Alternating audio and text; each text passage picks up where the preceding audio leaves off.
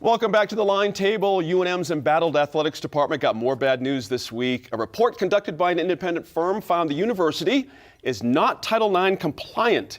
In other words, the department is favoring male athletes over female athletes. Let's talk about this. The university has 317 male students participating in sports, only 247 females. That works out to just shy of 5 million in scholarships for males, less than 3 million for females. Now, this comes on the heels of the athletics department weighing cutting some sports to make up for a multi-million-dollar deficit. And Daniel, the study found differences are significant, and it's just another rock in a hard place for this university right now, because you got one of two choices, it seems to me.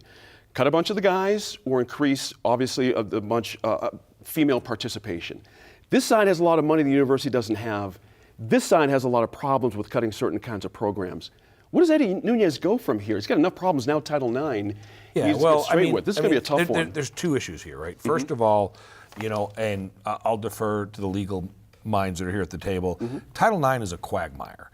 I mean, it's the way it's set up, and the only reason I can say anything about it, we went through this in high school when they put in this whole having to disclose how much booster clubs make. There's so much of Title IX that is open for interpretation, discussion, rulings by people. But the numbers here tell a different tale, though, don't they? Well, but not necessarily, because Title IX is about access and opportunity. Okay. It's not saying, hey, you got to spend, for every dollar you spend on one male, you got to spend $1 on a female. But it should be about a result. It's looking for parity. There should be a result here that shows some kind of parity. Well, it's talking about access and opportunity. Here's an example. If you were to put in a women's field hockey team at UNM, if no one wanted to play women's field hockey, which they've had happen in schools, they've put female sports in and then dropped them the next year because they're like, no one even came out for the sport. But that satisfies the Title IX requirement. They put the opportunity out there. Nobody sees the opportunity. So I think that's one side of the conversation. The other side of the conversation is, look, I think Eddie Nunez wakes up every day and is yelling at his agent. I think the guy thinks, I don't know what I was doing. I mean, at some point, I can see what he's doing, right? Right now, let's get all the bad news out there that we can, because I've only got a small window of the honeymoon, and I've got to get all the bad news out there I can. I got to get these other guys in here. And Sophie, the idea, I'm back to that rock and a hard place thing. Obviously the better choice would be to increase female participation, right? That would seem the logical thing to do, but we've got situations that Dan sort of brushed by. We got like an example, like the women's beach volleyball team is practicing at Route 66. It's underfunded, under facility. Practicing at a bowling facility. Yes. Where there's like cat litter, so to speak, and bottle caps and needles in the sand they're supposed to be practicing in. How does that help anybody? That's crazy. I think that in some ways, and maybe it's because I'm an optimist, but I think in some ways the Title IX report offers Nunez an opportunity to say, there are a bunch of hard choices. Some of those hard choices are taken away from me now. So it helps to kind of narrows the field. I think it's going to be extraordinarily difficult for him to cut women's sports at this point because of the Title IX report. That's right. And to Dan's point, yeah, it is very complicated. That's why they hired a consultant to take a look at it for the university. Sure. So it narrows the field in terms of what Nunez has to play with. And that may make it a little bit easier, as much as there's going to be a lot of pain when the announcements are made about where the money is going and where it's not going. That's right. To make those decisions. That's right. We think back, 22 sports or varsity sports. It's an amazing amount of sports. So something clearly is going to go. Someone's going to be very disappointed here. But to Sophie's point, we're getting a little more clarity, aren't we? Because we're starting to see a couple of individual sports now being bandied about as possibly in danger.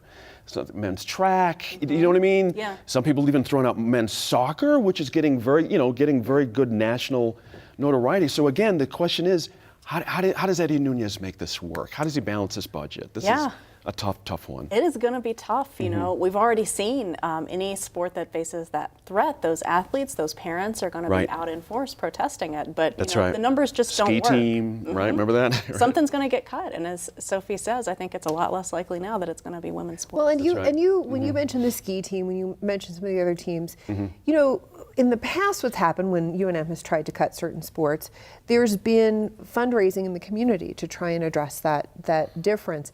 It's harder in the context of the Title IX report because, you know, let's bring in more money for men's sports. Then we go back to that issue again. And one of the things that I think is worth noting is that this is not just an issue for UNM athletics.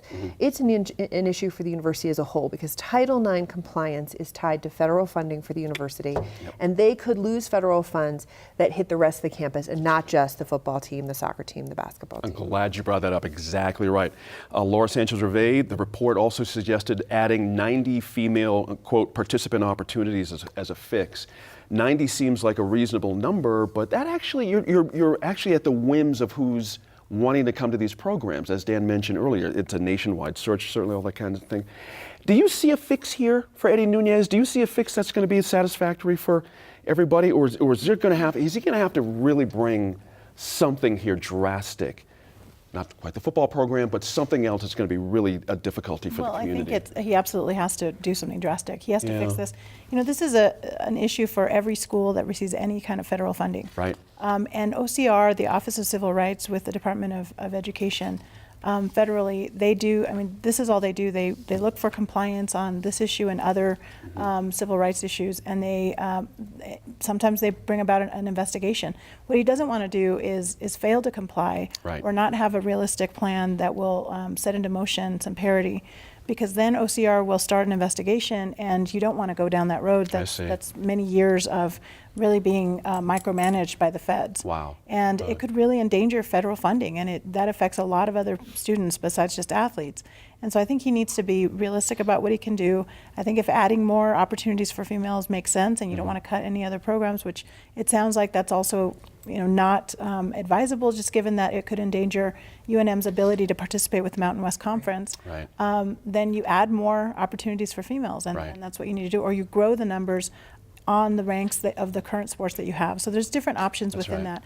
To Dan's point about him waking up every day and being mad at his agent, hey, he's not digging ditches. You know, he's not, there's a lot worse jobs. And he signed up for this opportunity, and he should see it through. This isn't rocket science. He needs to just be firm about whatever approach he's going to take and listen to the people that have fixed this. But you make a good case that he has to get this right. You make a very good case that a lot's riding on this decision that affects, as Sophie said, the entire university. This is very serious. Yeah, absolutely. It's a huge deal. I mean, this is the people in New Mexico are tired of hearing about this. Eddie Nunez steps in the 11th hour.